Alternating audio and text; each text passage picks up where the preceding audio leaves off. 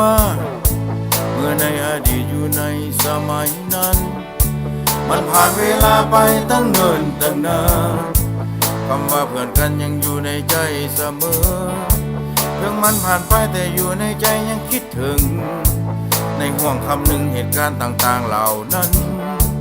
มันต่างกันหลายอดีตกับปัจจุบันถึงมันเลยผ่านในใจนั้นยังเหมือนเดิม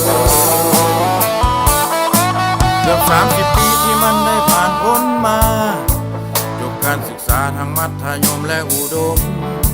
ถึงมันผ่านไปแล้วอย่าให้มันผ่านพ้นพวกเขาทุกคนนั้นเป็นเพื่อนกันรักษามันไว้และเก็บมันไว้นานๆอย่าให้จืดจางหรือว่าลดน้อยถอยลงจะร่ำจะรวยจะทุกข์จะยากจะจน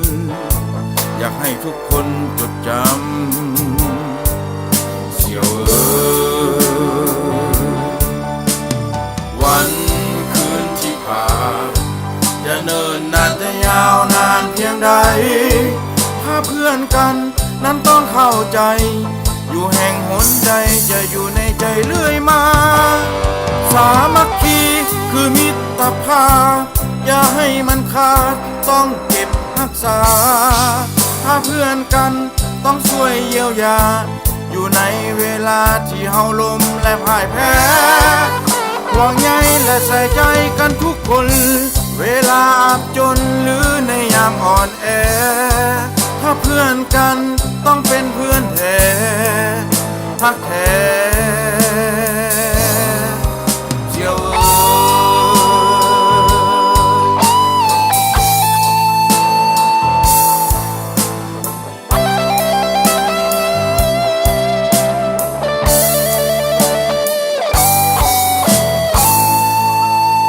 เพื่อนเอ๋ยต้องให้จดให้จำคำว่าเพื่อนนั้นละมันแสนยิ่งใหญ่คงมีจากวันที่เฮาต้องจากกันไปมีแต่ความตายเท่านั้นที่พาเขาได้ต้องใช้ชีวิตที่เหลือให้สมดังใจต้องห่วงใยต้องเข้าใจก่อนจะตายจากกันไปให้มันคุ้มเพราะโลกทุกวันนี้จะแม่นมันวุ่นวายจักว่าเมื่อใดสิตายไปจากกันเสี่ยว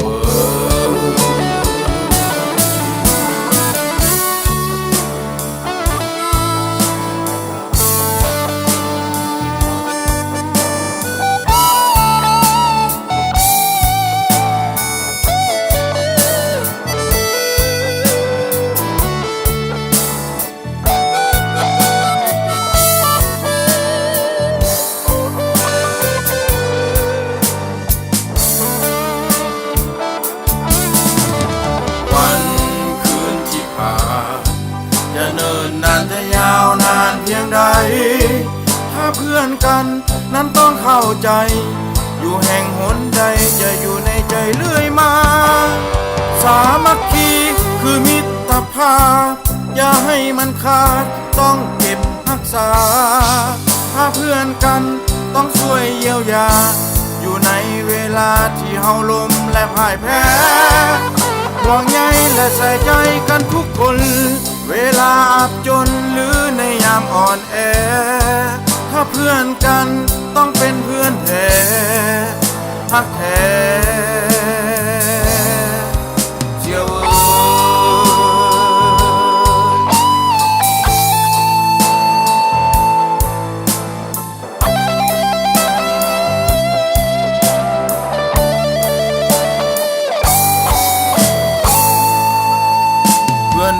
ต้องให้จดให้จ